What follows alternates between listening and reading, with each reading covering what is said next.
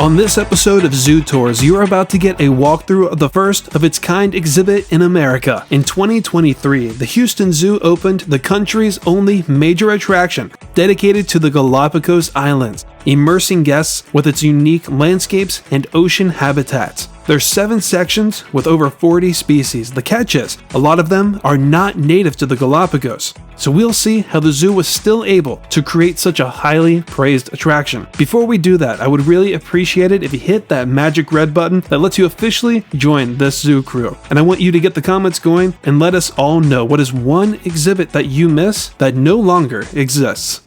Remember, this is a new exhibit. I recommend you be one of the first ones in line to avoid going shoulder to shoulder with hundreds of people. And that's why I love how open this viewing is for our first stop that kicks things off with a splash. Sea lions are probably the greatest entrance animal you could ask for. But are they actually Galapagos sea lions? Expecting any American zoo to seal the deal on that one is pretty tall order. These are California sea lions. They look a lot like their Galapagos cousins, but our Cali friends are just slightly bigger. Sea lions are not new to Houston. So what happened to their old habitat? It's still sitting there, but thankfully, no one has to look at it anymore. Their new dig is not only 3 times larger, but is 110% more natural looking. On our side of things, you can get to know every single sea lion, learn a bit about recycling fishing lines, and watch a presentation from the amphitheater. I'll admit, it looks like any other new sea lion cove these days, but it has a few surprises underneath the surface, so stay tuned. Galapagos Islands has one of my favorite main entrances. It makes you want to stop and look at every single detail because it's guarded by a frigate bird, and we'll get to these later. These are 2 very iconic Galapagos creatures. No, they don't have them on display, but I promise you'll forgive the zoo. There's all this talk about not having any Galapagos animals, and yet the first animal inside the trail is perhaps the most famous of them all. The Galapagos giant tortoise, the largest living tortoise in the world. I want you to look around. Take your time. Maybe even pause this video to appreciate this. You might be thinking, okay, calm down. It's just a tortoise exhibit. Zoos usually give their shelled friends flat, unimaginative spaces. So yeah, this is kind of a big deal. The fake cacti, varied terrain, and even the shading and texture on the rocks. The Houston Zoo obviously did their research to make their giants look more at home. Although something tells me it might not be very green for long. The rest of the attraction takes you indoors. The smallest section is where reptiles rule. That gives you an outdoor view of the giant tortoises from the inside. If it's not giant tortoises when you think Galapagos reptiles, then it's definitely iguanas. The most famous of them all is the marine iguana that has the ability to search the sea floor for algae, so they prefer a rocky ocean shore. This doesn't look like a rocky ocean shore. They're actually here in place of the 3 other island iguanas in the Galapagos. Oh, and they're probably here because the zoo already had them in their collection. The Submerged Worlds section blew my mind. I said the sea lion exhibit has a few surprises. One of the underwater views places you in a cave. We've seen something like this before, but nothing of this magnitude. What I haven't seen before is a good chunk of the sea lion's land portion goes inside this cavern. So you can meet the pinnipeds nose to nose at the glass when they're swimming underwater and when they are above the surface. You just have to fight a swarm of children to do it. While the water dogs keep the crowd busy, that's your chance to see this attraction's hidden gems. There are fake crabs scattered around the sea lion coast and throughout the attraction, but they're not like the marine iguana and frigate bird statues. Built into the rock is a surge display for Sally Lightfoot crabs from the Pacific coast of Central and South America, including the Galapagos Islands. Rumor has it they were named after a Caribbean dancer for their quickness and vertical climbing abilities. Did you guys catch that? I caught one spitting water. Apparently, it's their way of expelling excess salt water, just like a penguin does when it sneezes.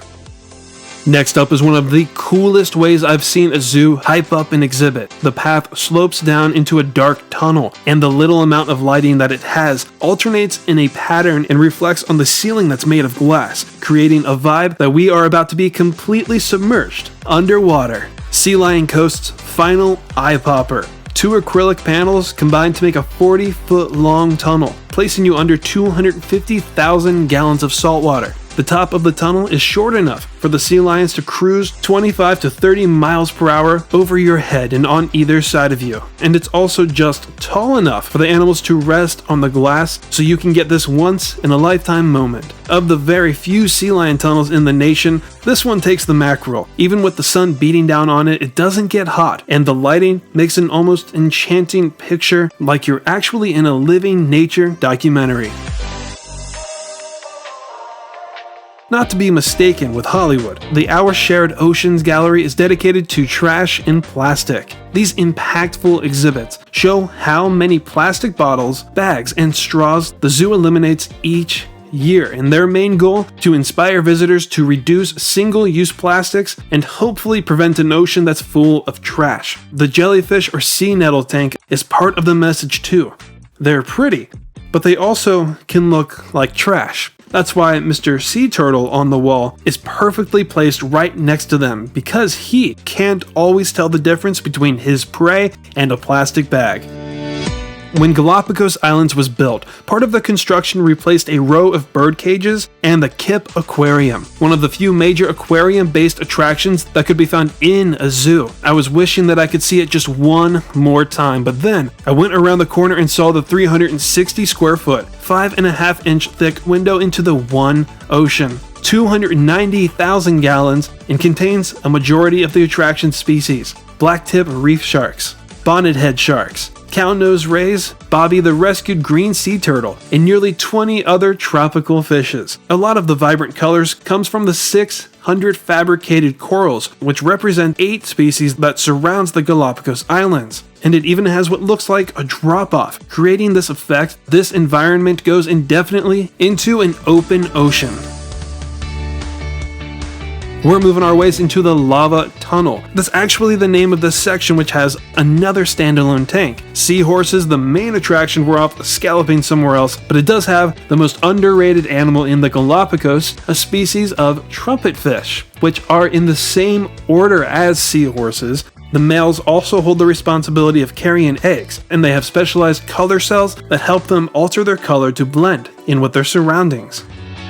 You might say the designers saved the best for last in flightless perfection. They fly underwater, wear tuxedos, and can make friends with literally everyone. Our flightless friends are warm tolerant, but the zoo opted for an all-indoor environment to avoid any battles with extreme heat and mosquitoes that can potentially transmit avian malaria. The Galapagos penguin is the only penguin found north of the equator, and it's also one of the most endangered, with as low as 1,800 individuals in the wild, which is the biggest reason why Houston displays Humboldt penguins. The only Galapagos penguins you actually find around here are on this wall, but they could not have picked a better substitute. They're just as active. They don't live too far from each other, and they are both part of the family of banded penguins, along with the African and Magellanic species.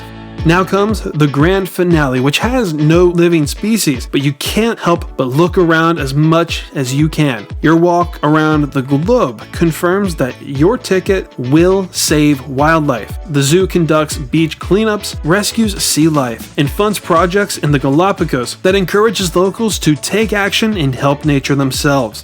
It goes without saying that the Galapagos Islands is mind-blowing and inspiring more ways than one. Every habitat is perfectly suitable for every single species, and I have never seen a more conservation-focused exhibit that shows why zoos are important. And it's good to know there are still some things in Houston that can be knocked out of the park without having to cheat. It was an absolute blast and pleasure to be your tour guide. My name is Zach, and please stay tuned for the next episode, and thank you all for watching Zoo Tours.